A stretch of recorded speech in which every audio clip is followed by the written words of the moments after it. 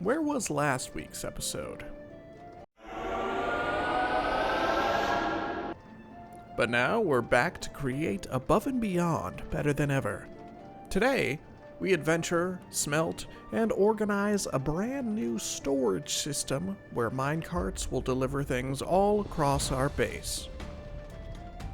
First, a quick and simple addition to the farm: bees. Auto harvesters harvest the hives for honeycomb in a setup identical to the sheep wool harvester. I want some more lighting options, so now candles are on the table. Plus, they'll be useful if we ever build anything out of copper, as the wax can be used to prevent oxidation, preventing the orange from turning into green. After that quick build, it was time to adventure, including the first trip to the Nether Fortress. A mod called Young's Better Nether Fortress, another tongue twister, adds some cool create integration with some moving gates and doors. Ah. Yeah, look at that. It has some create integration to raise and lower the gate, which is really cool.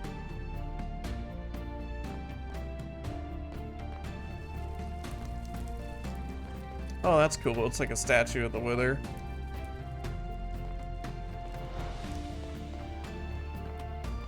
Oh, even the wall supports look like the Wither. That's cool. Got the 3 Wither skulls. That's a fun design. Unsurprisingly, I died.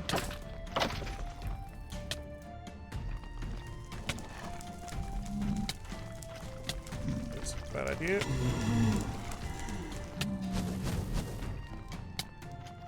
Oh, this was a really bad idea.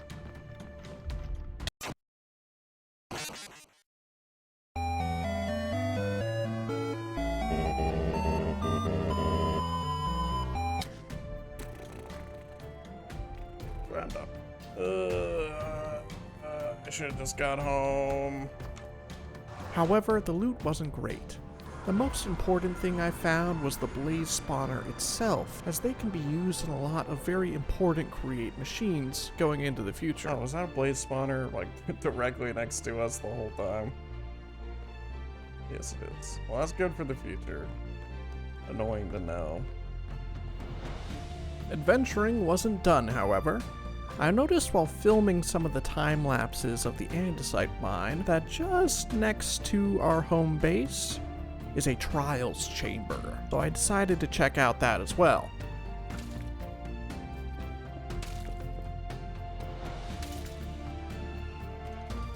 Alright. Okay, spiders. No thanks.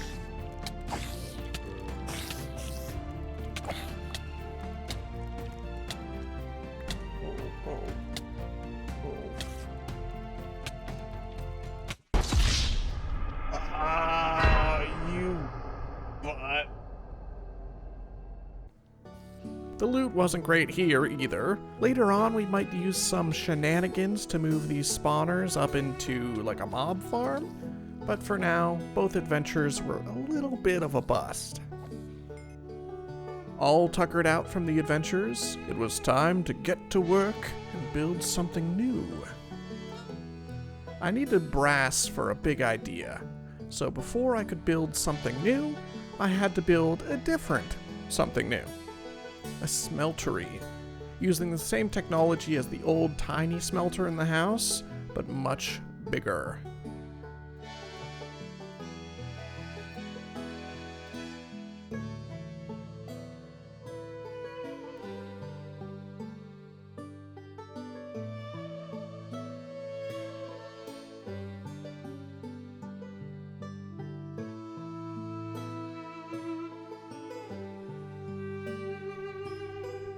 I may have overcomplicated the setup, but the basic idea is items get melted down in the main smeltery and then filtered off into different holding tanks, where they can then be cast into ingots.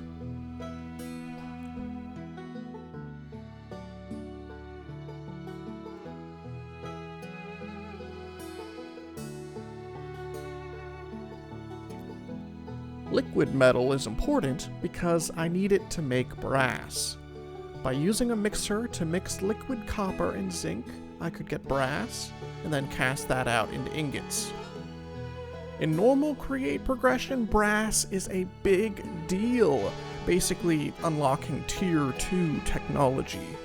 But with cabin's more elaborate difficulty, it only helps out in a few smaller ways for now, but will still be important going into the future.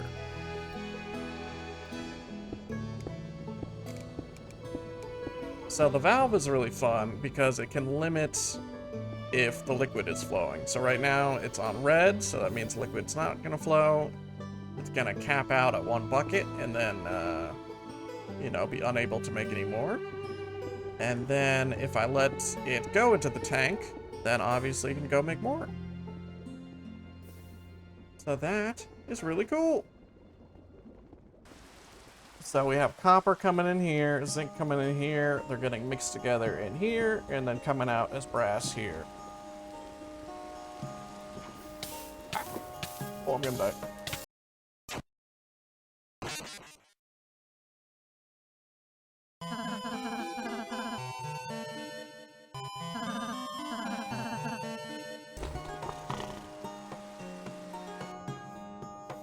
That hurt. I burned alive in molten brass. The smeltery itself is powered by lava. It doesn't use a ton, so a dripstone cauldron lava farm, that's vanilla Minecraft, is good enough to power it for now, just tucking it away into a wall.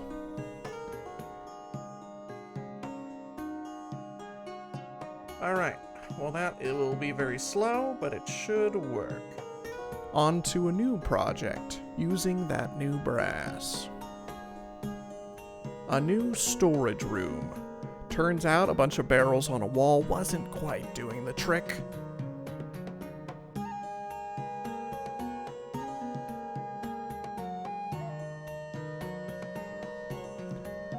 Full machine logistics are all the way in Chapter 2B, so still a ways away.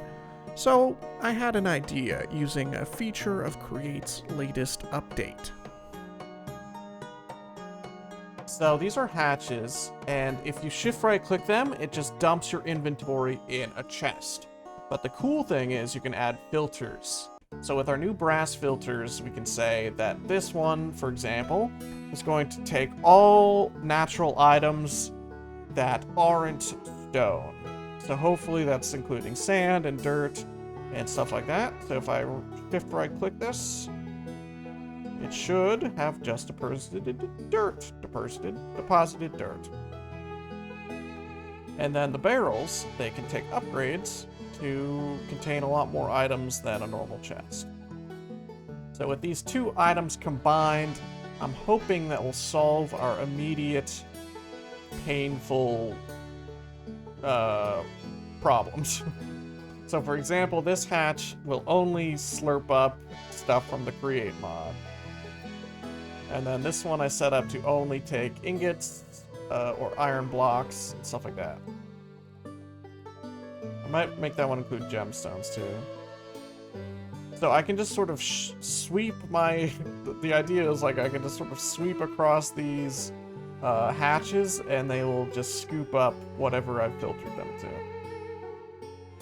Moving everything to this new room took painfully long. Literally hours. But hopefully that time will be saved in the future. Oh, this is so good.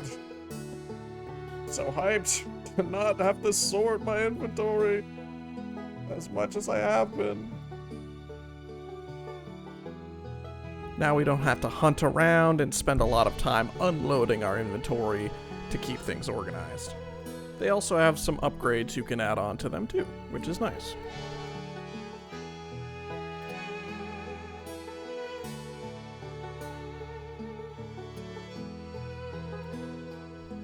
But if you've been following along with the tech tree, you might notice a problem with a lot of the machines we've built so far.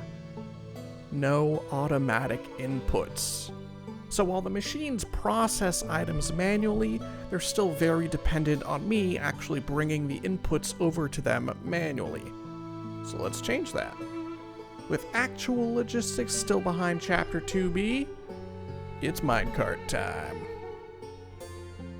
First, I built a raised loop of tracks all across the base, connecting every important building.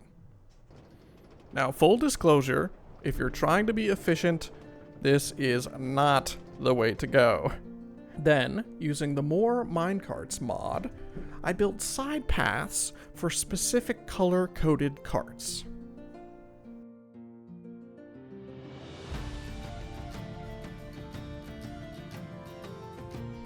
You see, a normal detector rail, this is vanilla, lights up whenever a cart goes across it, sending redstone. Colored detector rails from this mod only activate if a cart with a color-coded flag goes across it and then ignores all other carts. This includes the specific flag minecarts this mod adds, or if any chest cart has the flag in its inventory. Using this basic idea to use redstone to trigger turns, we have a buggy, inconsistent, frequently breaking, but adorable logistics system.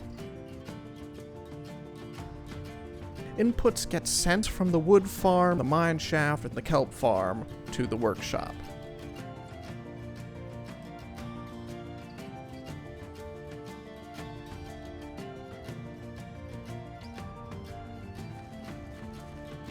So this one is waiting to get full, as is this one. Yeah! Oh, here we go. Here's another one. Let's watch him. Watch him come in. Yeah! Yes! Aurora, this is working so well. So much better than I thought it would ever go. Let's go. Now it's gonna fill up with iron, and only when it's full will it launch back onto the track. Oh, that's so good. This was a terribly buggy system and took a lot of troubleshooting to actually make work, but when it did, I was very happy. Next week, we build a new bridge, rebuild and enhance the rubber farm that was bulldozed for the storage room, and start dipping our toes into obsidian, and therefore, trains. As always, join the Discord if you want to. We stream this on Twitch twice a week, and smell you later.